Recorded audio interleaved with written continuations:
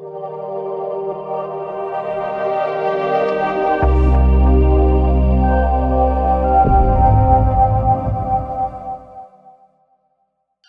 bonjour à tous. On approche un du Zman, Bezrat Hashem. On va ramener une Gemara. J'espère qu'on aura le temps de finir tout le cours. Permettez, peut-être 5 minutes en plus 5 minutes en plus peut-être de battement. Bien d'air. On va essayer de faire, c'est un cours qui dure 1h30 à peu près. C'est de le concentrer en un seul mot bien sûr, en 50 minutes. 45 minutes. Il y a une Gemara connue qui dit Keshem, Keshirnas Av Matim Besimcha, car Shirnas Adam et Besimcha. La Gemara dit que de la même manière que lorsque le mois d'Adar il rentre, il faut diminuer la joie. Lorsque le mois de Adar il rentre, il faut augmenter la joie. Gemara connue. Rashi dit Kshirnas Adar, lorsque le mois d'Adar il rentre, il dit Rashi, Yemen ici Mayouli Israël, c'était des jours de miracle pour Israël, Purim et Pessah. Purim et Pessah. Sur cette Gemara et sur Rashi, donc il y a deux questions. La première question, elle est de voir, la Gemara nous dit, de la même manière que lorsque le mois de Av il rentre, tu dois diminuer la joie. Lorsque le mois de Adar il rentre, il faut augmenter la joie. Donc, qu'est-ce qu'on apprend des Chachamim? C'est que le référentiel pour savoir comment augmenter ta joie pendant le mois de Hadar, c'est quoi le référentiel? C'est le mois de Av. C'est-à-dire que de la même manière que ce mois de Av il rentre, tu dois diminuer la joie, alors apprends, Keshem, de la même manière. Alors apprends au mois de Hadar à augmenter ta joie. Ah, bébé. Imagine, il y a même pas un mois, tu étais en dépression nerveuse. Et je dis, tu sais quoi, tu veux être Bessimcha Behemet? Tu veux être Bessimcha Behemet? Rappelle-toi quand tu étais complètement en dépression nerveuse. Ah, bébé, non, j'étais complètement déprimé, je pleurais, j'étais triste, mélancolique. Et tu veux que j'apprenne de ça? Au contraire, je m'en suis sorti, bon, prochaine, tu veux que je me replonge dans ça? Le référentiel, il va pas avec. Le mot d'Adar, c'est la simcha. Tu vas apprendre la simcha du manque de joie. Keshem. De la même manière que le mois de Aviran, tu as mis la joie, alors apprends pour le mois de Hadar. Quoi? Augmente la joie. Mais du positif au négatif, quel rapport? Du négatif pardon positif, quel rapport? Ça, c'est ma première question. Vous avez compris la question? Le référentiel, il paraît complètement déconnecté de la réalité. Deuxième question, là, elle est sur Rashi. Rashi, c'est quoi lorsque le mois de Hadar rentre, il faut augmenter la joie? Qu'est-ce qu'il dit Rashi? Il dit, Yemenissim à Louisel, c'était des jours de miracle pour Israël, pour aimer Pessah. Extraordinaire. Mais il y a un gros problème. C'est que Hadar, je comprends, il y a Purim. Et Pessah, c'est quand? C'est en Nissan. Je sais pas que pour Pessah, c'était en Hadar. Rashi, mais Pessah avec Purim au mois de Hadar. Quel rapport? Alors, pour répondre à la première question d'abord, quel rapport entre diminuer la joie au mois de Av et le fait d'apprendre du mois de Av pour la joie qu'il faut que j'augmente au mois de Hadar? Quel rapport? Très souvent, malheureusement, on prend conscience de ce qu'on avait lorsqu'on l'a perdu. Très souvent. Pourquoi? Lorsqu'une chose, elle nous apporte du positif. Lorsqu'une chose, elle remplit notre existence. Lorsqu'une chose, elle nous donne deux choses. Soit la routine, je m'habitue tellement à recevoir, je m'habitue tellement à cette chose-là, qu'à la fin, pour moi, elle est plus aussi éclatante qu'au départ.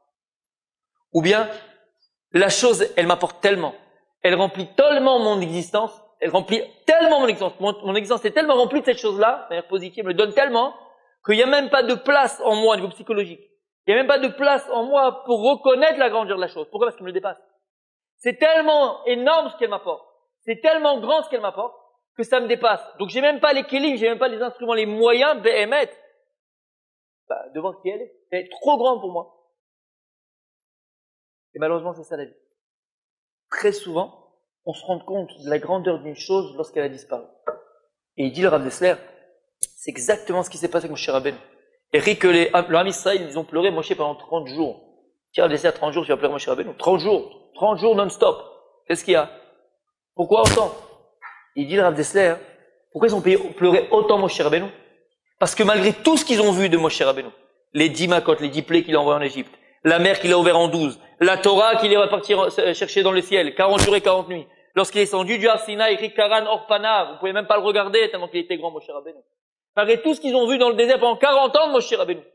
Quand est-ce qu'ils ont pris même conscience de qui il était? Lorsqu'il a été Nifta, lorsqu'il est parti de ce monde-là. Là, ils ont pris conscience qu'il était, waouh, quoi c'était autant? Pourquoi? Parce qu'en réalité, plus une chose, elle est grande, plus une chose, elle t'apporte, plus une chose, elle te donne, plus elle remplit ton existence. Et quand cette chose-là n'existe plus, elle a disparu, plus tu te rends compte du vide intérieur qui existe en vérité maintenant en toi. Donc en réalité, le vide que la personne, elle laisse, ou la chose, elle laisse lorsqu'elle est plus là, ben c'est exactement ça, la akara, la reconnaissance qu'on va avoir sur cette chose-là ou cette personne-là qui a disparu. Waouh! Tu te sens tellement vide maintenant, que là tu vois la grandeur de la personne ou de la chose qui t'a apporté. C'est exactement ce qui se passe avec Moshe Rabbeinu. Alors pour comprendre, le mois de Av et le mois de Hadar, faut comprendre qu'est-ce qu'on a perdu au mois de Hadar. C'est quoi le mois de Av? C'est tous. Le mois de Av, c'est Tisha B'Av, destruction du Beth Amikdash. Et pour comprendre un petit peu ce qu'on a perdu et le vide que ça a laissé. Alors faut quelques mots, voir qu'est-ce que c'était le Beth Amikdash. Qu'est-ce qu'on a perdu avec le Beth Amikdash? Quel vide, en vérité, ça nous a laissé. En quelques mots, parce qu'on n'a pas le temps. Tisha B'Av, sur quoi on pleure? Sur quoi on pleure à Tisha B'Av? Sur des pierres, sur des arbres, sur du bois. Sur quoi on pleure? Pourquoi faut diminuer, faut pas s'attrister? Parce que la tristesse, c'est l'arme du Yetzara. Faut diminuer la joie. Pourquoi est-ce que le mois de Av, il faut diminuer la joie? Parce qu'on a perdu le Beth Amikdash. Qu'est-ce qu'on a perdu? Ils disent les Chachamim, lorsque le Beth Amikdash était Kayam, parce qu'il y avait le Beth Amikdash, Yerushalayim. Il n'y a pas une femme qui perdait son bébé, il n'y a pas un scorpion qui piquait, il n'y avait pas de malade. Les gens vivaient dans l'abondance. Le Ham Israël était au-dessus des nations, pas dans le sens qu'on a dominé les nations, dans le sens où les nations savaient le tafkid et savaient le rôle que le Ham Israël devait jouer dans le monde. Tous les peuples de la terre montaient à Jérusalem, tous les peuples de la terre montaient à Jérusalem. Ils amenaient des korbanot au Beth Amikdash. C'était l'abondance. Pas une femme perdait son bébé. On ne peut pas s'imaginer c'est quoi. Pas une personne malade. Il y a écrit dans le Midrash que Bechut Yerushalayim, en dehors de Jérusalem, il y avait Kipat Shel Cheshbonot, une petite colline qu'on avait appelée la colline des calculs. À quoi il dit le Midrash? Pourquoi il y avait une colline qui s'appelait la colline des calculs ou des réflexions? Vous savez pourquoi? Parce qu'une personne qui calculait à Yerushalayim, c'est pas possible, il devait sortir. Si le type il réfléchissait sur l'avenir, comment, l'argent de côté pour les enfants, machin, celui-là il était pas à Yerushalayim, celui-là. Sors, va penser là-bas, fais tchouva. Comment tu peux penser à quoi? C'est la manne, on vit avec Akadosh Baruch Hu. C'était quoi le Beth Amikdash? Akadosh Baruch Hu. Les parachiotes avec lesquels on est aujourd'hui. Tetzavé, Vayakel, Pekoudé. Toutes les parachiotes qu'on a lues. C'est le Mishkan, c'est le Beth Amikdash. C'est quoi le Beth Amikdash? C'est quoi le Beth Amikdash? Qu'est-ce qu'on a perdu? Écoutez bien. Il y a un Baal HaTurim extraordinaire Parashat Tetzavé. Le Baal HaTurim, comme à son habitude, à la Torah, il donne des télégrammes comme ça, ouais, un petit télégramme. Et c'est des sodotes extraordinaires. Il dit comme ça. Il dit, lorsque tu prends la superficie du Harabaït, du mont du Temple, où il y avait le Beth Amikdash, combien c'était? 500 amot à 500 amot. 500 fois 500, ça fait combien, les amis? 250 000. C'est bon? Ouais.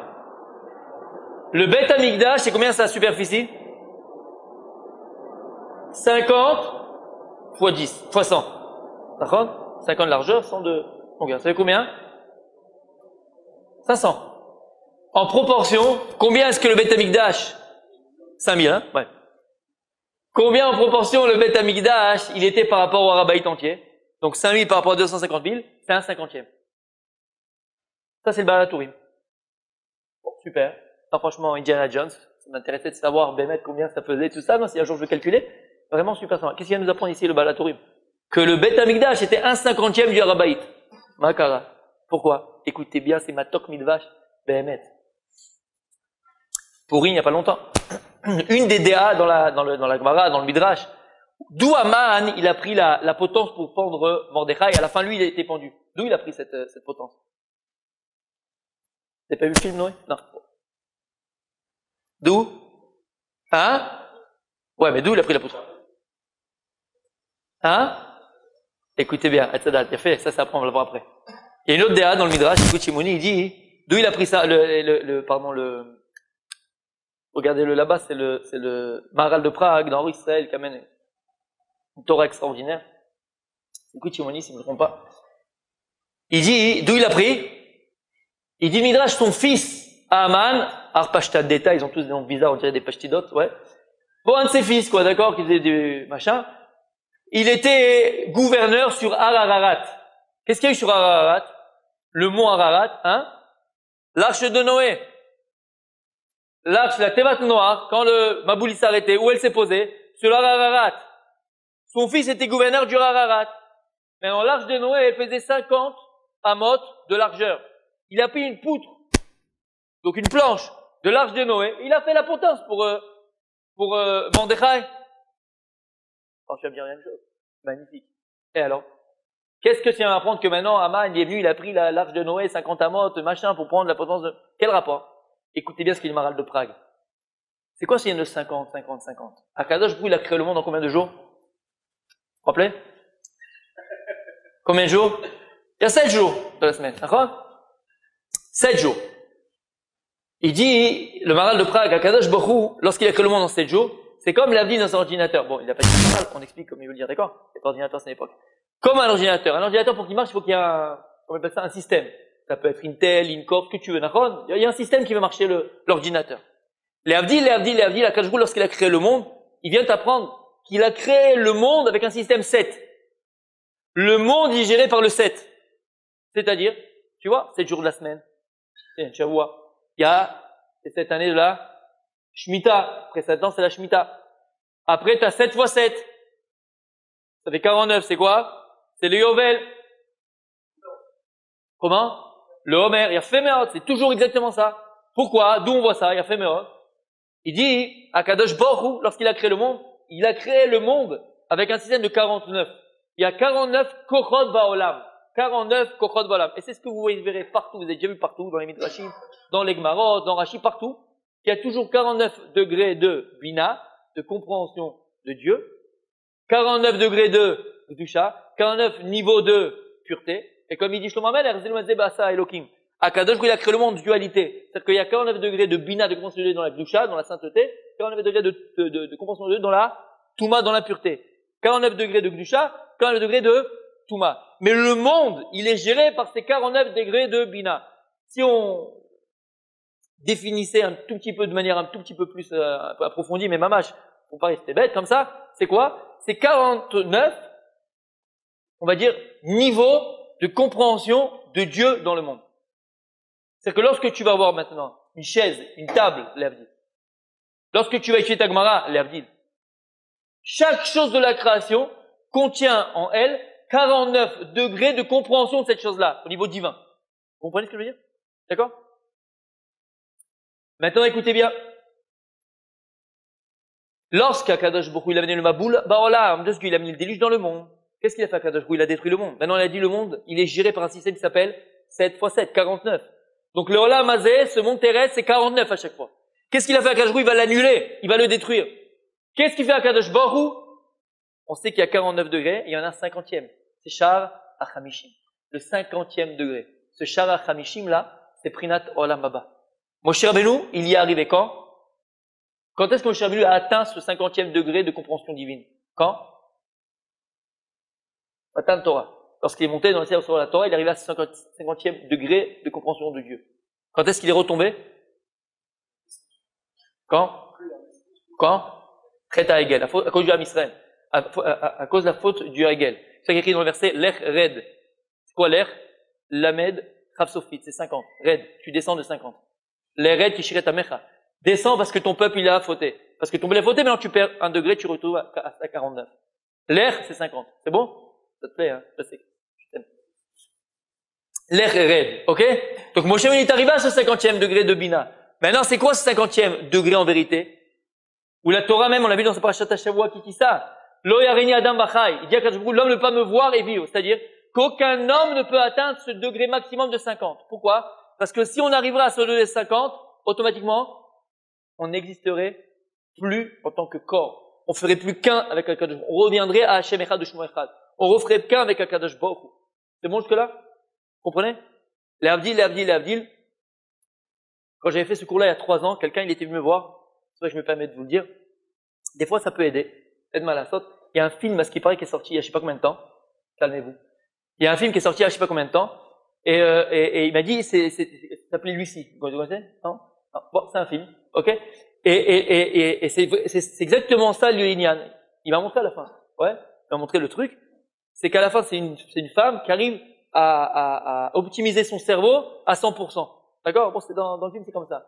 L'avdil, pour qu'on comprenne, c'est que lorsqu'en vérité, tu arrives au 50e degré de compréhension divine, le corps limite battel. Tu fais plus qu'un. T'es une neshama. Donc tu vois d'un bout à l'autre du monde. Il y a plus de fini, il y a plus de limité. Tu deviens infini. Tu deviens dans Dieu. D'accord? C'est 50e degré.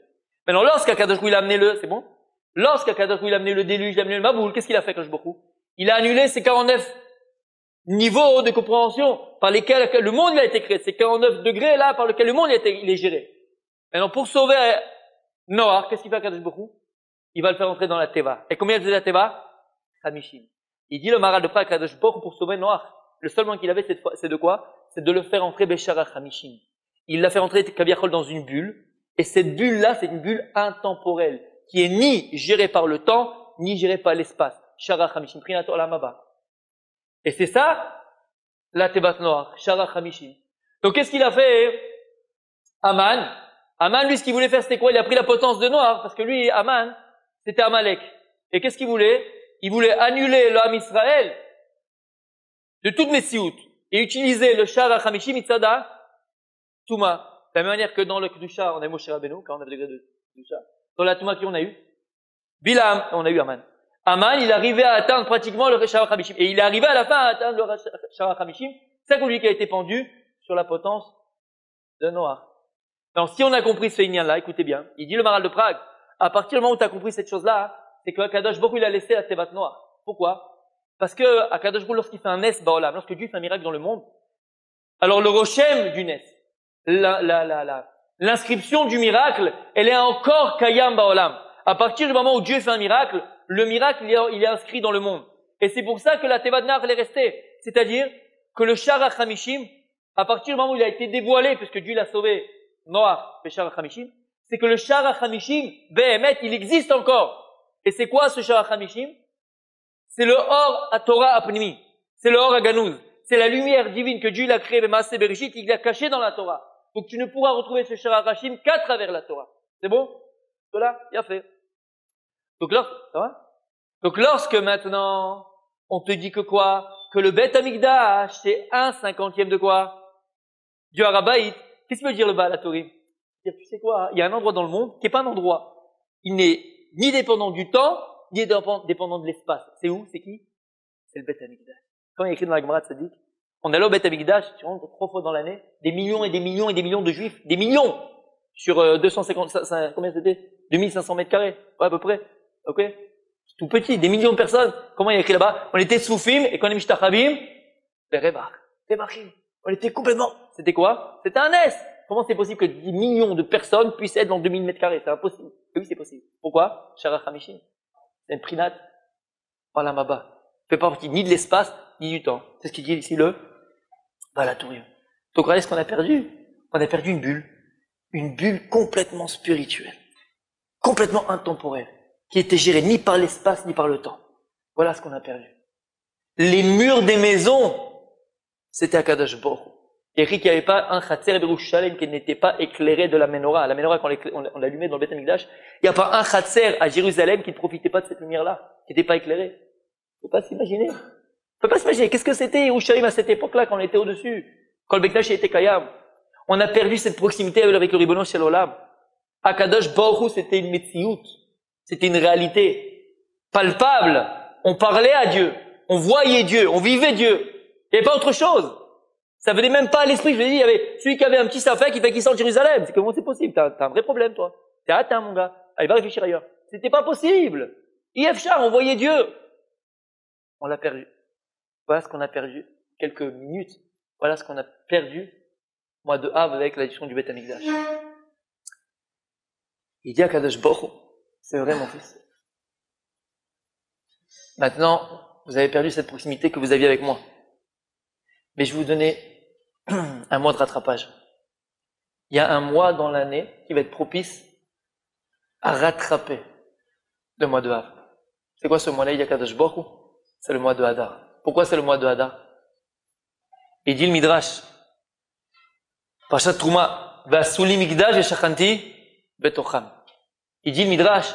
V'asuli kiton va'adur benechem. Pourquoi est-ce que le mois de Hadar il s'appelle Hadar? Chaque mois, les Chachamim, c'est les Chachamim ont donné. C'est les Chachamim qui ont donné les noms des mois. Pourquoi est-ce que le mois de Hadar il s'appelle Hadar? C'est bizarre. Pourquoi Hadar c'est Hadar? V'asuli kiton va'adur benechem. Vous allez me faire une demeure. Kiton en araméen c'est une demeure. Va'adur benechem. C'est quoi Adur? C'est quoi Hadar? Habiter. Et j'habiterai parmi vous. Il dit à Kadosh Baruch Hu, le mois de Hadar, ça va être un mois propice, parce que c'est un mois où j'habite avec vous. C'est un mois propice à me retrouver. C'est un mois propice à recréer cette relation qu'on a perdue au mois de Hadar. Hadar, c'est quoi Hadar? Aleph Dar. Aleph Dar. C'est quoi Aleph? Alufot Shel Olam. Akadosh Baruch Hu Dar. Akadosh Baruch Hu, il habite dans ce mois-là, il est là, il est proche de nous. Comment? Alors comment maintenant on va réussir au mois de Hadar à recréer cette réalité avec Akadosh Baruch Hu, cette relation avec Akadosh Baruch Hu? Extraordinaire. Comment? À travers la Megillah. Et c'est quoi la Megillah?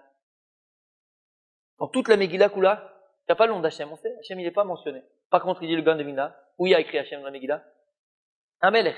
Il écrit un Melech dans la Megillah, c'est Akadosh Baruch Hu. Il dit Akadosh Baruch Hu, c'est quoi la Megillah? Il dit la Gemara dans cette Megillah, on ne dit pas le Hallel le jour de Purim. Pourquoi on ne dit pas le Hallel le jour de Purim? C'est un jour extraordinaire, on a été sauvé. Plusieurs réponses. La Gemara, qu'est-ce qu'elle dit à la fin? Kriyata Zoilula. La Kriyata Megillah, parce que tu vas lire la Megillah, c'est le plus grand Ilula que tu peux faire, le plus grand Hallel que tu peux faire, le plus grand louange que tu peux faire à Dieu. Mais il y a deux Megillot, Habibi. C'est quoi là deux Megillot? T'as la Megillah d'Esther, Mordechai, qu'on est obligé de lire à Purim, et il y a fait, extraordinaire. Mais il dit à Kadosh Baruch Hu, à travers la Megillah, tu vas comprendre une chose. Il y a une deuxième Megillah. Celle-là, elle est individuelle. Quelle Megillah, ça dit? La Megillah de ta vie, ton existence. La même manière que dans la Megillah, je suis pas mentionné, il y a Kadosh Baruch Hu. Tu me vois pas. Faut me chercher. C'est vrai qu'au mois de Av, le Beth Mikdash était Kayam. J'étais là, galouille, j'étais dévoilé devant vous. Je vivais avec vous.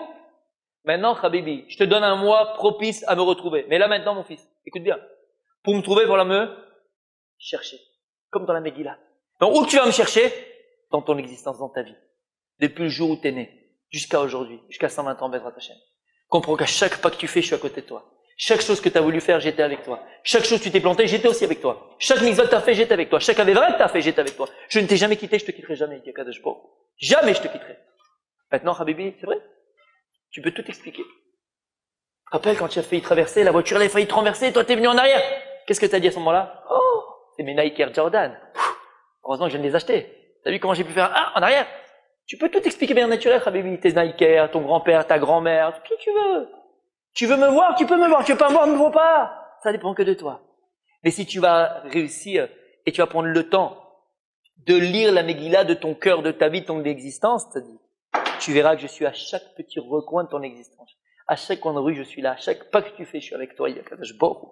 À toi d'apprendre à me refaire résider parmi toi, parmi vous, parmi toi, en toi. Adur benechem. C'est un mois propice à cela. Maintenant, on comprend?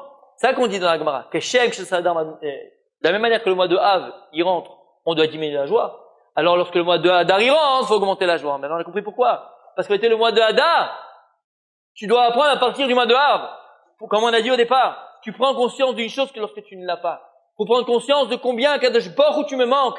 Combien Kadosh Baruch Hu le vide il est grand moi quand t'es pas là. Apprendre de ce combien tu prends Kadosh Baruch Hu remplir ton existence. Apprendre ça du mois de Av, où toute ton existence de chaque juif était remplie du Ribbono Shel Olam, du maître du monde. Alors maintenant, quand tu comprends ce que tu as perdu, tu vas peut-être courir maintenant pour essayer de remplir ce manque qui existe aujourd'hui en toi. Ça, c'est la première réponse à la première question. Ça va? Ça va. Maintenant, Rachid nous dit quelque chose d'extraordinaire. Qu'est-ce qu'il dit, Rachid? Rachid dit, quand le mois de Hadar rentre, faut augmenter la joie. Pourquoi faut augmenter la joie? Parce que Yéménissim à Israël, c'était des jours de miracle pour Israël. Encore une fois, Purim et Pessah. On a posé la question, quel rapport entre Purim et Pessah? Purim c'est au Hadar, mais Pessah c'est au Nissan, c'est après. C'est pas le mois de Hadar, quel rapport? Ah, écoutez bien. Rachid nous voit quelque chose d'extraordinaire. C'est qu'il y a eu un rapport entre Purim, et Pessah. Et en vérité, Purim, ça va être la préparation à Pessah. Et pourquoi Purim, c'est la préparation à Pessah? Pourquoi? Ah, écoutez bien. Attachez vos ceintures. Et j'espère que vous terminerez sur les tables à la fin. Sur les tables, pas sous les tables. On va revenir un petit peu en arrière. Donc dans Purim, c'est quoi Purim? Qu'est-ce qu'il y a de spécial dans Purim? Qu'est-ce qu'on doit apprendre de Purim? T'es prêt? T'es prêt? Il y a une Gemara dans cette rouline. La Gemara dit comme ça, Daf Kouf Lamet Tet Tamud Bet. La Gemara dit, elle pose la question sur 4 personnages de la Torah. Elle dit par Moshe Mina Torah Minayin. D'où est-ce qu'on apprend Moshe dans la Torah? On voit Moshe dans la Torah, Moshe on l'apprend partout. Il y a écrit partout Moshe. Il y a écrit dans Shemot, il y a écrit dans Vaikra, il y a écrit dans partout. Il y a écrit Moshe Rabbeinu, quoi, mais Moshe Minayin. Moshe Minayin, non. La Gemara dit, où est Moshe écrit en allusion dans la Torah? Où est Moshe en allusion dans la Torah? Beshagam ou Adam, écrit dans Bereshit. Beshagam, le mot Beshagam, Gematria, hein? Moshe. Super. Mordechai Mina Torah Minayin. La Gemara pose la question. Mordechai dans la Torah, où il est en allusion? Qu'est-ce qu'elle répond la Gemara? Mort, c'est qui mort? C'est une des encens qu'il y avait dans les Ktoret. Et le Midra, et le Teroum, il dit, Mordror, c'est quoi Mordror? Mordechai. Mordechai, c'est l'encens. Magnifique. Esther Mina Torah Minayin. D'où on voit Esther en allusion dans la Torah. Esther Asir Panaï, quand il dit, je cacherai mon visage de vous lorsque vous ferez des averot, ras des shalom. Esther Asir, c'est Esther, magnifique. Et à la fin, la Gemara, qu'est-ce qu'elle dit? Aman Mina Torah Minayin. D'où on voit Aman en allusion dans la Torah. Alors, facile. Il y a écrit Meforash Aman dans la Torah. Où il y a écrit Meforash Aman dans la Torah? Parashat Béchala, Parashat Aman.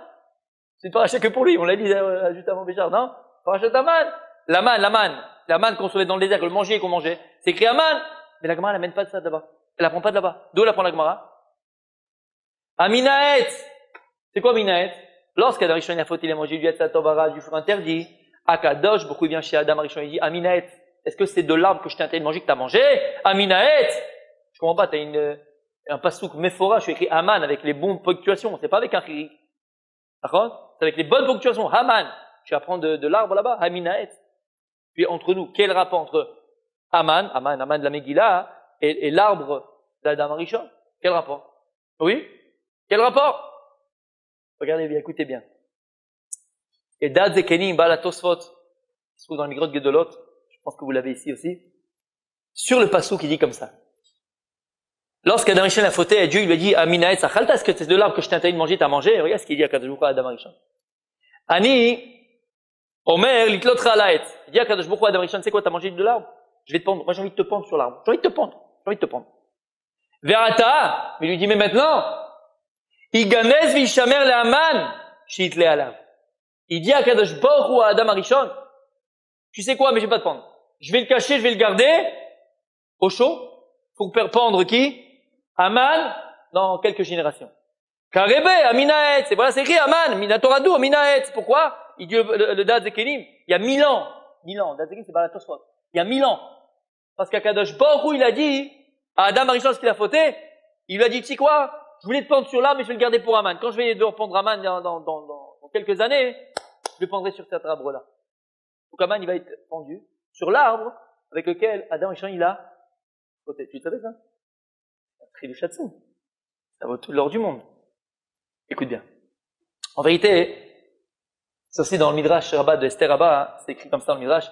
Lorsque Aman, il a pris l'arbre de la potence pour pendre Mordechai, il a écrit Yatsa bat kol, il y a une voix céleste qui est descendue du ciel, et il lui a dit Vamralo, Naelecha ha'etz, metukanecha ha'etz, mishikim bereshit. L'arbre, il est agréable pour toi, il était préparé pour toi depuis la création du monde. Et d'où il sort ça le Midrash? En vérité, c'est écrit Badad Dekenim. D'où il sort cet arbre? D'où il sort cette potence qu'Aman a préparée? C'est l'arbre, Mishikim bereshit, depuis la création du monde. C'est l'arbre qu'Adam Rishon, il a mangé dessus. Yafé meot. Avant de rentrer dans le vif du sujet, une petite parenthèse. Il y a un Gaon de Vina extraordinaire. Il dit le Gaon, quel rapport entre l'arbre de la connaissance qu'Adam il a mangé et Aman qu'on va le pendre dedans? Pourquoi il nous dit ça le Zekelim? Quel rapport entre les deux? C'est bizarre, non? Il dit quelque chose de Matok Midvash, extraordinaire, le Gaon de Vina. Il dit quel est le premier homme sur terre qui avait tout et ça ne lui a pas suffi? Quel est l'homme qui avait tout, ça ne lui a pas suffi? Pachout, c'est qui? C'est Adam Rishon. Adam Rishon, où il était Adam Rishon? Au Gan Eden. Lorsque tu vas aller, tu vas te marier avec ta femme à l'hôtel, tu vas à l'hôtel Nirvana, 5 étoiles, tout en luxe, tout en or, qu'est-ce que tu dis? C'est le paradis, c'est le paradis. Pourquoi tu dis ça? C'est le Gan Eden. C'est quand tu veux comparer quelque chose au top, tu dis c'est le paradis, c'est le Gan Eden. Pourquoi? Parce qu'Adam Rishon, il était bête au Gan Eden. C'était le Gan Eden. Il avait une femme, il avait le monde à lui, il avait pas de belle-mère, très important.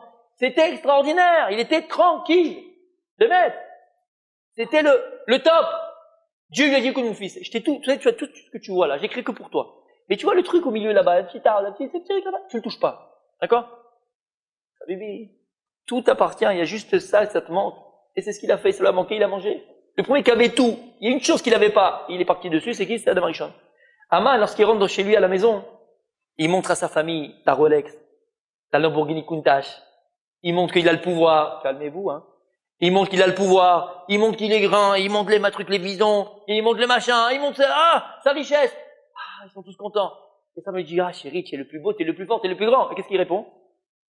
Kol zen eno shaveli. Non, chérie, non, je suis désolé, ça vaut rien. Pourquoi ça vaut rien? Pourquoi ça vaut rien? Qu'est-ce qu'il y a? T'as tout. Non, tant que ce juif là, Mordechai, il se prosterne pas devant moi. Comme ça écrit dans l'égla. Kol zen eno shaveli. T'as tout pour toi, juste lui, il veut pas. Laisse-le venir, c'est pas grave. C'est pas grave. Non, ça m'énerve. Et à la fin, qu'est-ce qu'il y a eu? Il a tout. Il a tout perdu. Il dit, quand le vina samousaraskel pour nous. Habibi Akadash Baruch Hu comprend bien, il te donne tout ce que tu as besoin. Arrête de regarder ce que tu n'as pas. De toute façon, ce que tu n'as pas sera jamais à toi. Ce ne sont pas les moyens pour lesquels Dieu il a prévu pour toi, pour que tu te réalises, parce que c'est pas toi. Maintenant, à force de ne pas voir ce que tu as, tu vas le perdre. Pourquoi? Parce que tu ne t'investiras pas dedans. Donc à la fin, tu vas le perdre. Alors regarde bien ce que tu as, sois content de ce que tu as, parce que ce que tu as, c'est des moyens optimal pour que tu deviennes Béhémet ce que tu dois devenir. Apprends ça de Haman et de Adam Rishon, comme c'est une Gaon. Magnifique. On ferme la parenthèse, c'est pas du tout le sujet, mais c'est très joli, c'est très beau et c'est très vrai. C'est un grand moussa. Alors maintenant, on va essayer de répondre, Béhémet et de comprendre. Quel rapport entre Haman et le Hetzada que Adam Rishon il a fauté dessus? Quel rapport? A priori, il n'y en a pas. On va essayer de répondre.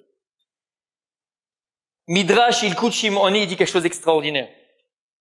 Il ramène le Midrash que lorsque Kadosh Baruch Hu va donc décider de prendre Haman sur cet arbre, tous les arbres du monde sont venus devant Hachem. Et chacun il a plaidé. Il a dit à Kadosh Baruch Hu, je t'en supplie, la Téhéna, le figuier Mish Hachem. Il dit Hachem, s'il te plaît, fais en sorte que ce rachat il soit pendu sur moi. Je t'en supplie, donne-moi le srout. Pourquoi? Parce que moi déjà, les Israël font une mitzvah sur moi, ils amènent des bikurim. Alors tiens, je termine la mitzvah, je claque celui-là. Après il arrivait le Geffen.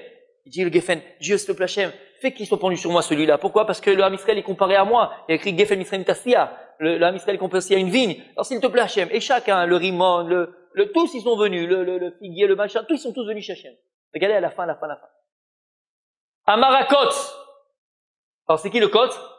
Cactus. On va dire un cactus. Pas un cactus, mais c'est un épinier. C'est un arbre rempli d'épines. Le kot. Il y a 4, mais c'est pas la même chose. Ribono shel olam, maître du monde. Kol ma shebarata beolamcha lirbotra barata. Tout ce que tu as créé dans ton monde, tu l'as créé pour ton honneur. Eten et tatzmi. Je me donne pour toi, Hachem. Veikle tameze alai. Et que cet impur, il va être pendu sur moi. Pourquoi? Shani kot veukot. Moi, je suis une épine. Et lui, c'est une épine. Naela kot sheite la kot. Alors, ce serait bien que l'épine soit pendue sur l'épinier. L'épinier, on va dire comme ça en français, ok? C'est-à-dire que je suis un pourri, c'est un pourri. Viens, on se marie, quoi. C'est un bon chidou. On a trouvé un entendement. C'est ça à peu près, d'accord? C'est quoi qu'il dit ici? Il dit le code, il est épine. Regarde, moi j'ai le meilleur truc. Parce que moi je suis un code, c'est Haman, c'est un code. Moi je suis une épine, lui c'est une épine. Alors viens, l'épine dans l'épine, c'est magnifique, ça embête personne. Il va être pendu sur ça. Maintenant regardez comment il l'appelle, le Midrash. Comment il a appelé Haman? Kotz. D'accord? Depuis quand Haman il l'appelait Kotz? Où on voit qu'Haman il l'appelait Kotz? Kotz il l'appelait une épine. Il y a l'écoute Shimoni qui dit comme ça. Yavo Kotzes ben Kotzev il la Kotz. En autre Midrash, il vient l'épine, fils de l'épine, et qu'il soit pendu sur l'épinier. Mais Shurash, encore le Midrash, il appelle Haman l'épine. Il y a un Tana qui s'appelait Rabbi Eliezer Akelar. Il a écrit un poème, entre guillemets, français, sur Purim. Il a dit comme ça. Kotz vedardar, yazam le puradar. Kotz vedardar, c'est Kotz vedardar. C'est Haman. Yazam, c'était l'investigateur de Purim, au mois de Hadar. Comment est-ce que le Tana, il y a 2000 ans, il appelle Haman? Comment il l'appelle? Kotz. Non, c'est quoi Kotz dans la Torah? Où est-ce qu'on voit Kotz dans la Torah? C'est quoi les de Kotz dans la Torah? L'épine dans la Torah. Masechet Baba Kama, Nachon Sadik. C'est écrit là-bas. Kitetse'esh ou Matzakotzim. Écrit que lorsque le feu il sort, il va trouver des kotzim. Lorsque le feu, c'est la colère de Dieu, d'accord, on va dire. La colère d'Hachem, elle sort, elle va punir qui? Elle va brûler les kotzim. C'est qui les kotzim? Les Rechaim. Et donc, Kotz, c'est un rachat dans la Torah. Lorsqu'on parle d'épines dans la Torah, on parle de rachat. Bien fait. Maintenant, la question, elle est, pourquoi est-ce qu'Haman, il appelait Kotz? Pourquoi est-ce qu'Haman, on l'appelle épine? D'où on voit qu'Haman, il l'appelait épine? Je vous pose la question. où on voit dans la Torah pour la première fois le mot Kotz. Oui, vas-y. N'aie pas peur, n'aie pas honte. Ouais, où? Qu'est-ce qu'il y a écrit?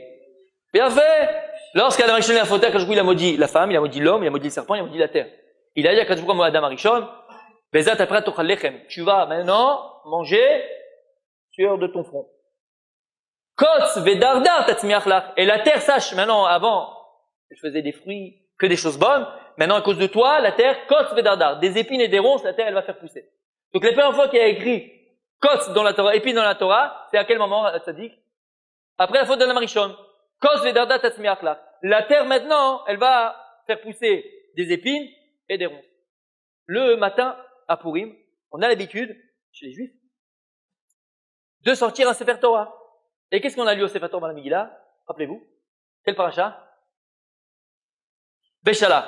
Avant, Zachor, c'est Kitetse. À Purim, on lit dans Beshalach. Il y a deux endroits dans la Torah où on parle de effacer le nom d'Amalek. Dans Beshalach, comment il y a écrit? Il y a écrit Kiyad al-Keska, Milchemet Hashem Ba'amalek, Mi Dardar. Hein? Dordor, Dardar, de quoi? Dordor. Mi Dordor. Comment c'est écrit dans la Torah? Sans vav. Daletresh. Alors, je le traduis. C'est la guerre d'Hachem dans Amalek, de génération en génération. Dordor. Mais il n'a pas mis Dordor, elle a mis Dardar. C'est-à-dire que la guerre d'Hachem dans Amalek, elle est Bédardar. Je connais pas. Dieu fait la guerre dans Amalek dans Dardar. Je connais pas. C'est quoi la guerre d'Hachem dans Amalek, Bédardar? Écoutez bien, les amis. Écoutez bien.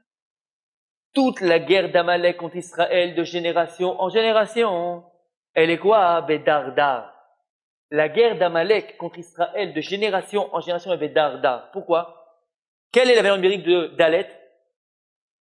4. Resh 200. Lorsque tu enlèves le Dalet au Resh, c'est combien? 196. Valeur numérique de Kotz. Ah, Kotz. Toute la guerre d'Amalek contre ça, écoutez bien, c'est quoi? Kotz vedardar tatzmiachlar, mi dordor, mi dardar. Tout le buc de Amalek, tout le buc de Amal, de qui vient? Amalek. Il est appelé Kotz. Maintenant, quand tu prends le Dalet, il a un Kotz. Le Dalet, en haut, il a une épine. Quand tu enlèves l'épine du Dalet, qu'est-ce que tu as comme lettre? Resh. Qu'est-ce qu'il fait Amalek? C'est un Kotz. Il va enlever le Kotz du Dalet et le transformer en Resh. C'est quoi le Kotz, l'épine du Dalet et le transformer en Resh? Il y a 2 psukim dans la Torah. On l'a lu cette semaine qui dit ça, et un dans Vaïtranan. Dans Parashat Vaïtranan, qu'est-ce qu'on dit? Shema Israël, Hashem Elokeinu Hashem, Echad. Et le Dalet, il est rabbati, il est grand, écrit dans la Torah en grand. Donc il dit ça, qu'est-ce qu'on dit? Velot ishtachave le'el acher. Tout le but de Amalek, c'est le Kotz. Voler le Kotz du Dalet, enlever le Kotz du Dalet, l'épine du Dalet, transformer le Dalet de Echad en Acher. El Acher, il y a un autre Dieu. C'est quoi le El Acher? Répète-toi. Lorsqu'une personne, elle pense qu'elle peut se débrouiller sans le Ribono Shel Olam. Lorsqu'une personne, elle pense, mon grand-père d'Amérique, ma grand-mère de Tunisie, mon beau-frère de Sibérie, mon banquier, mon médecin, mon chirurgien, moi, je suis fort, je sais faire des contrats, je suis un requin dans les affaires. Lorsque la personne, elle pense, une seconde, qu'elle peut s'en sortir sans le Ribono Shel Olam, c'est quoi, Tzadik? El Acher. Tu transformes le Hashem Elokeinu Hashem Echad. Il n'y a que toi, Hashem. En quoi? En El Acher. Et tout le but d'Amalek, Midordor, c'est Midarda. Transformer le Dalet en Resh. C'est le Kotz du Dalet. Aïe, aïe, aïe, c'est beau, hein? Si, tu as mis sur la table, mais c'est rien encore. Écoutez bien, écoutez bien, écoutez bien. Le Hashir HaKadosh, il nous dévoile quelque chose d'extraordinaire. Il dit, le Hashir HaKadosh, que chaque nation, chaque peuple, il a préposé sur lui un malach, un ange. Dans le ciel, il y a un ange qui est préposé à cette nation-là. Et il dit, le Hashir HaKadosh, que tant que dans le ciel, les malachim, les anges entre eux ne font pas la guerre, il n'y a pas de guerre sur terre. Et tant qu'il n'y a pas un malach qui prend le dessus sur un autre dans le ciel, alors il n'y a pas de nation qui tombe devant une autre nation. Chaque nation a son malach. Israël a son malach, c'est qui le malach d'Israël? Alors c'est Marc Local, Hachem et Michael Sar Israël. On appelle Michael Sar Israël, mais c'est pas comme les autres nations. Nous, c'est vrai, c'est directement par Mouchala, mais les Pashtuts, ça veut dire Michael Sar Israël. C'est Michael. Et chaque nation a son malach. Il dit le Hachich HaKadosh. Amalek, il a un malach, c'est une nation Amalek. Quel est le malach d'Amalek? C'est le Samer même. C'est qui Samer même? C'est le Satan, ça y est, Tzerara. Birvodo Beatzamo. Il dit, c'est pour ça qu'il y a deux endroits différents. Dans un endroit, par cette petite qu'est-ce qu'on dit? Timche Zecher Amalek. Dieu dit, tu dois effacer le souvenir d'Amalek. Tu dois, toi, tu dois. Toi, chacun, il doit effacer le souvenir d'Amalek. Dans Béchéa, comment il y a écrit Tzadik? Emche, j'effacerai. Alors, je coule. C'est moi qui dois effacer ou c'est toi Dieu qui va effacer? Qui c'est qui efface? Qui c'est qui efface? Et Lama, si c'est l'Yetzera, c'est le Satan, tu comprends, la Gemara dans Souka. Nous, bête, qu'est-ce qu'elle dit la Gemara? Il mène à Kadosh Baruch Ozro, en yacholo. Si Kadosh Baruch il vient pas tous les jours, il t'aide à chaque instant à combattre ton Yetzera, en yacholo, il ne peut rien faire. Donc ça va dans les deux sens. D'un côté, toi, tu vas tout faire pour combattre ton Yetzera, mais sache une chose. Toi, t'es rien du tout devant l'Yetzera, c'est un malach. Donc il dit, Dieu, tant que moi, c'est pas moi qui viens t'aider tous les jours pour le combattre, finaliser ton combat, tu n'arrives jamais à le vaincre. Exactement comme Amalek. D'un côté, on doit tout faire pour combattre Amalek, mais c'est l'Yetzera, c'est le Satan.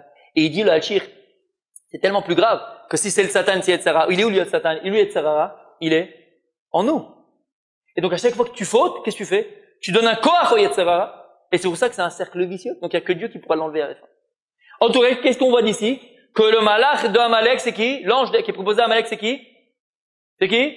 C'est le Saberman, c'est le Satan Yetzera. C'est l'Yetzera. Le Balatourim, Parashat Beshalach, lorsqu'il y a écrit dans le verset Bessi, alors, écrit Sim Zikaron, non, écrit Zikaron Basefer, Bessim Beozne Yoshua, d'accord? Dieu, il dit, Zikaron Basefer, souvenir dans le livre, Bessim Beozne Yoshua, et tu mettras dans les oreilles de Yoshua. Il dit le Balatourim, Zikaron Basefer, Bessim Beozne, Rachetevot, les premières lettres c'est Zain, Bet, Vav, Bet, Zvuv. Balatourim, il s'arrête là, super, merci. Génial. Quoi Zvuv? C'est quoi un Zvuv? C'est quoi un Zvuv? C'est un insecte, c'est une mouche. Pourquoi est-ce qu'il vient nous dire ici que c'est Zvuv? Le Satan, le Yetzerara, Amalek, il est toujours comparé au Zvuv, toujours comparé à l'insecte, toujours comparé à la mouche. Pourquoi? Où on voit qu'il est comparé à la mouche? À plusieurs endroits. Par exemple, le Kliyakar, dans Parashat Vaishlach, là-bas, il ramène que lorsqu'il parle du combat de Yaakov avec le malach de Esav, il compare ça à un Zvuv qui a voulu pénétrer dans un ustensile. De qui il parle du Zvuv? C'est le Yetzerara. On voit que Kliyakar, il parle du Yetzera comme un Zvuv. Par exemple, il y a écrit aussi, dans la Mishnah en Pirkei Avot, il y a écrit, Lo nireta Zvuv et Bachaim, on n'a pas vu de Zvuv dans le Bet Hamikdash, là où on faisait la Shrita, et Lora Kohen Gadol Keri B'Yom Kippourim. On voit que Zvuv, c'est toujours la Touma, Baal Keri, c'est toujours la Touma. Où on voit Zvuv, Yetzerara. On voit avec la Shunamite aussi. Lorsque Elisha, il est venu chez la Shunamite, elle a vu, Adam Kadoshu, cet homme-là, il est saint. D'où elle a vu qu'il était saint, il dit les Chachamim? Parce qu'elle a vu qu'il n'y avait pas de mouche, de Zvuv. Elle a vu qu'il n'y avait pas de Zvuv qui traînait au-dessus de son plat. C'est qui le Zvuv? C'est Yetzerara, c'est le Satan, c'est Amalek. Et il a vu aussi qu'il n'y avait pas Balkeri. Donc lorsqu'on parle de Zvuv, on parle du Satan. On parle du Yetzerara et donc on parle de Amalek. Le symbole du Zvuv dans la Torah, c'est Amalek. Vous êtes prêts ou pas? Vous êtes prêts? Écoutez bien cette Gemara dans Maseret Sota, extraordinaire, extraordinaire, extraordinaire. D'Afraf à Moudalef, il faut l'avoir sur place. Écrit comme ça. Amar Rabbi Yuda Amar Shmuel. Rabbi Yuda lui a dit Shmuel, Mishum Rabbi Meir. Kshaiti la met Torah et Rabbi Akiva. Il dit, lorsque j'apprenais la Torah devant Rabbi Akiva, Haïti m'a-t-il kankantum les radio. Kankantum. Ça va? Il dit, lorsque j'étais en train d'écrire le Sefer Torah comme ça devant Rabbi Akiva, alors je mettais ma plume dans l'encre et j'avais un liquide spécial, kankantum. C'est quoi? C'est un liquide que grâce à ça, ça inscrivait l'encre sur le parchemin. Ineffaçable. Magnifique. Velo Amarli Dabar, il m'a rien dit du tout. Rabbi Akiva, il m'a pas dit. Et donc, s'il a rien dit, ça veut dire que c'est moutard, permis. Ksebati, c'est Rabbi Ishmael. Quand je suis venu chez Rabbi Ishmael, Amarli Ibni, mon fils. Ah, mais l'artecha, qu'est-ce que tu fais comme travail? C'est quoi ton boulot? C'est quoi ton job? Amartule Albarani, je suis sofer. Amarli Ibni, Ebe Zahir, Shim l'artecha mlechat shamaim. Dit, Shma tarsirot, achat, otatirot achat, nimtsata, Ata machiv et kol olam kulo. Dis mon fils, attention, fais attention, le travail que tu as, c'est Mechat Kodesh, écrire des Sefer Torah. Fais attention à ne pas manquer une lettre, ne pas écrire une lettre en plus. Imagine quand tu écris une lettre dans le Sefer Torah, tu dis Bereshit Berao Elokim, ça déchire, c'est-à-dire que Bereshit il a créé Dieu, tu as rajouté un vav. C'est très grave. Fais attention mon fils. S'il manque une lettre, ou il y a une lettre en plus, ça peut détruire le monde entier. Amartilo, j'ai répondu à Rabbi Ishmael, Amartilo, Davar Echad Yeshli. Non, j'ai un truc magique, Rabbi, n'aie pas peur. Shanim Latil Letor Radio, mais Kankantum Shmo, ça s'appelle Kankantum. Et c'est un truc super. Je le mets dedans, c'est inscrit, il est passable. Vechi Mechin Kankantum Letor Radio. Il dit Rabbi Ishmael, mais est-ce qu'on a le droit de faire une chose pareille? Atorah Amra Umacha, Katav Sheachol les Machot. Il lui dit non, la Torah dit Umacha. Quand il écrit dans le Sefer Torah, il faut que ce soit possible de l'effacer. Là, on peut pas effacer mon fils, t'as pas le droit de faire ça. Là, il m'a dit, mais Kamarle, au mec, comme Aderle. Il m'a dit, quel rapport? Qu'est-ce qu'il lui a dit Rabbi Ishmael au départ? Il a dit, mon fils, oh là là, t'es sauf-faire. Alors fais attention, hein, mon fils, hein. Il manque pas une lettre, qu'il n'y ait pas une lettre en plus en moins. Il dit, non, j'ai le Kankantum. Quel rapport Kankantum? C'est pour que ça inscrit. Il a pas dit il t'a dit de faire attention. Donc il a rien répondu du tout, d'accord ou pas? Regardez ce qu'il y a écrit ici. Aïe, aïe, aïe. Achika Marle, il lui a dit comme ça. L'homme, il baille bechaserode eterode bakiana. Il dit, non, n'aie pas peur, qu'il manque une lettre ou qu'il y ait une lettre en plus ou en moins. Je suis baki, je suis extraordinaire. Je suis le numéro 1 dans la Torah Kula. Je connais la Torah à l'envers, à l'endroit, en haut, en bas, je connais tout. Il peut pas manquer de lettres. Elle a filou les mechash les zvouv. Mais même de craindre aux zvouv, à la mouche, à l'insecte, des dilma atev et ativ atagre des dalets, que peut-être le zvouv, il va venir s'asseoir sur le côte du dalet, ou machikle, moi je vais les rêches, et qui va le rendre en rêche. Même ça, j'ai pas peur, parce que moi j'ai Kankantum. Tamata. De quoi on parle? On parle qu'ils sont que c'est faire Torah. Mais non, on parle des Mouna. Lui, attention au Zvouv. C'est qui le Zvouv? C'est Amalek et Tserara, qui est là, qui veut transformer le Dalet en Resh. Il lui a dit, n'aie pas peur, Rabbi, j'ai Kankantum, j'ai Mouna Shlema avec Kadosh Baruch Hu. Quel est Mouna Pshuta? Il peut venir le plus grand Zvouv du monde. Il peut rien faire. Hachem et le Kenou Hachem. Echad. Tamata. Entendu? C'est ça qu'il dit Rabbi Meir. J'ai pas peur du Zvouv. J'ai pas peur d'Amalek. Pourquoi Yeshlei Muna Pshuta, Shmina Gdola? Lorsque Adam Arishon, lorsque Moshe Rabbeinu, Matan Torah, on a dit, il arrive au 50e degré de Bina, de Shara Hamishim. Am Israël, il a fauté. Akadosh lui dit, Lech Red Kishichet Amecha. Descends parce que ton peuple, il a fauté. Lech Red. Il dit Rashi, c'est quoi Lech Red? Red Migdulatra. Red Migdulatra. Pourquoi Red Migdulatra? Il dit Rashi, parce qu'Akadosh lui dit à Moshe, toute la Torah que je t'ai donnée, toute la Torah que tu as reçue, pour qui je t'ai donné? Pour qui je t'ai donné? Pour qui? Pour l'homme Israël. Toute ta grandeur, tu n'es grand que pour le peuple juif. Et c'est quoi le tafkid d'un rave? C'est quoi le tafkid d'un père? C'est quoi le tafkid d'une mère? C'est quoi le tafkid d'un mechaner?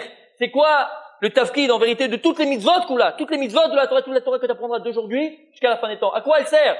À quoi elle doit t'amener les mitzvot et la Torah? À quoi ça doit t'amener? À quoi? À une seule chose. Shema Israël, Hashem Elokeinu Hashem, Echad. Voilà à quoi ça va t'amener.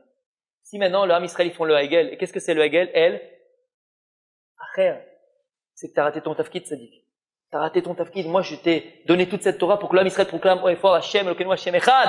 Eux, qu'est-ce qu'ils font? El Acher, Lech, Red. C'est quoi Red? Resh Dalet. Lech, Red. Transformer le Resh en Dalet. Le Dalet en Resh, pardon. Ils ont transformé le Dalet en Resh. Lech, Red, Migdulatra, ça sert plus à rien. Maintenant, écoutez bien, on a compris. Lorsque la Torah, elle te dit, Aman mina Torah minayin. D'où est-ce qu'on apprend Aman de la Torah? Aminaet. Pourquoi Aminaet? Pourquoi on apprend Aman d'Aminaet? La Tchéla de la Gemara, elle pose la question, elle dit, Aman, d'où il a pris toute sa force? D'où il a trouvé son koach, Aman? Pour faire tomber le Ham Israël. D'où il a trouvé cette force-là? Aminaet. La force d'Aman pour faire tomber le peuple juif, d'où il l'a pris? Dieu. Pourquoi? Il dit le Midrash le soir, parce que Adam Arishon il a fauté. Il est venu le serpent. C'est qui le serpent? C'est Sarah. C'est qui c'est Amalek? Il a dit à Adam Arishon, Adam, c'est pourquoi Dieu il a dit de pas manger de l'arbre? Il dit non, je sais pas pourquoi. Il dit pourquoi? Parce que Dieu lui-même, il est venu, il l'a trouvé, il a mangé, il a créé le monde avec. Je dis, je crois pas. Oui, il veut pas un associé, il reste comme ça. Il veut être tout seul. Ah bon? Il a mangé. Ah, la Gemara dit en Sanhedrin. Adam Arishon, Kofer Beikaraya. Pourquoi Kofer Beikar? T'as écouté le Nachash? C'est-à-dire que si tu dis que Dieu il a mangé de l'arbre parce qu'il l'a trouvé avant, donc c'est que l'arbre il vient avant Dieu. Et s'il l'arbre vient avant Dieu, donc il y a l'Acher. Qu'est-ce qu'il a fait tomber Adam Arishon? Le Nachash. Comment? Il est sorti de Echad à Acher. Aman mina Torah minayin. D'où est-ce qu'Aman il a trouvé son corps pour faire tomber l'âme Israël? Et c'est quoi le corps d'Aman? C'est quoi le corps d'Amalek? Transformer le schéma Israël Hashem, Echad en elle, Acher. Lorsque Aman il a pris Mordechai, il l'a fait promener dans toute la ville de Shoshan. On sait tous. Qu'est-ce qu'il a dit Aman quand il faisait promener Mordechai? Hein? Kacha yase laïch asher melech havetz bikaro. Est-ce que vous savez ce qu'il a dit Mordechai à ce moment-là? Mordechai il a parlé sur le cheval. Midrash Rabbah. Qu'est-ce qu'il a dit? Il a dit Aman Shket maintenant, laisse-moi parler. C'est bon, t'as discuté, allez, laisse-moi parler. sur toutes les rues de Shoshan. Qu'est-ce qu'il a dit? Qu'est-ce qu'il dit le Midrash? Ben, tu comprends le Midrash? Il a dit une chose. Shema Israël, Hashem Elokeinu Hashem, Echad. Parce que Mordechai avait compris c'était quoi le combat de Haman. Echad, Dalet.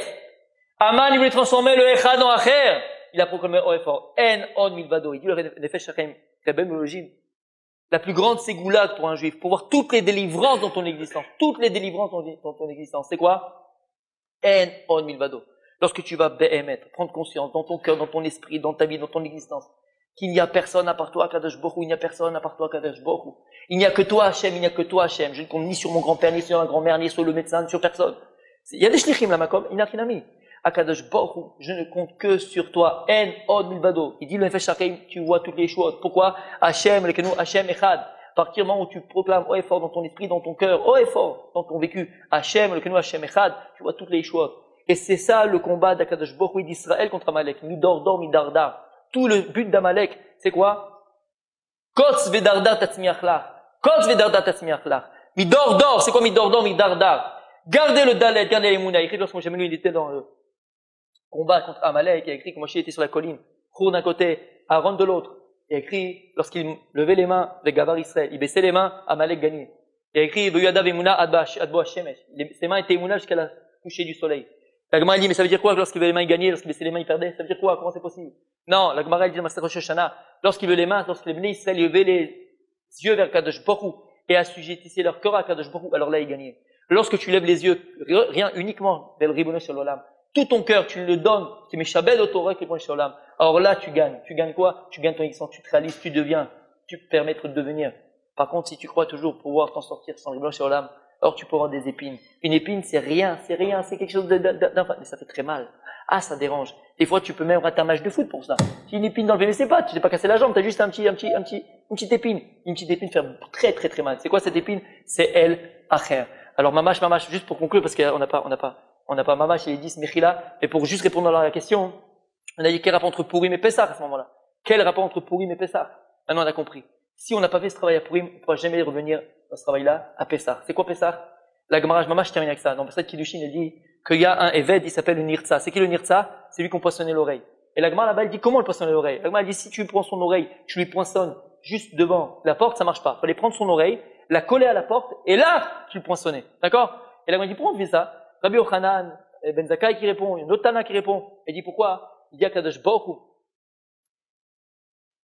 d'Égypte, je voulais sortir de Sheriboud Lecherut, sortir de l'esclavage à la liberté. L'oreille qui a entendu Bersinaï, venez Israël Avada Yem, c'est mes serviteurs à moi, et lui il est parti se prendre Adon, il va se prendre un autre maître à ma place, celui-là on lui poissonne l'oreille. Ou, la Gemara elle dit, sur la délette à la mezouza. Pourquoi sur la délette à la mezouza? C'est le chant de la Gemara. Délette va la mezouza. Osno, à la délette va la mezouza. C'est quoi délette? C'est dalet. C'est quoi la mezouza? Qu'est-ce qu'on écrit dans la mezouza? Dans le parchemin de la mezouza, qu'est-ce qu'on écrit dessus? Shema Israël, Hashem Elokeinu Hashem, Echad. C'est quoi la véritable Geulat Mitzrayim? C'est quoi la véritable Geoula? C'est quoi la scène Mishéiboud Lecherut? Tant que tu crois que tu peux t'en sortir sans le Ribono Shel Olam, tant que tu crois que tu peux compter sur quelqu'un d'autre à part Kadosh Baruch Hu, t'es Béchariboud. Tant que tu vas courir après ton bus pour vite rentrer parce qu'il y a la série qui va commencer, t'as une addiction à quelque chose, alors c'est El Acher. Toutes choses sur lesquelles t'es Meshoubad Alav, c'est-à-dire que tu dois courir parce qu'attention, j'ai raté le match, j'ai raté le machin, j'ai raté la demi-finale, comment je vais faire? Je vais mourir. Chaque addiction que tu as, à part celle de Dieu, c'est El Acher. Alors les oreilles, sur la porte, sur la mezouza. Shema Israël, Hashem Hashem Echad. Si tu as fait ce travail à Purim, Be'emet, de détruire ce mec de El Acher, alors là tu sors les Chofshi, Be'ezrat Hashem. À bientôt.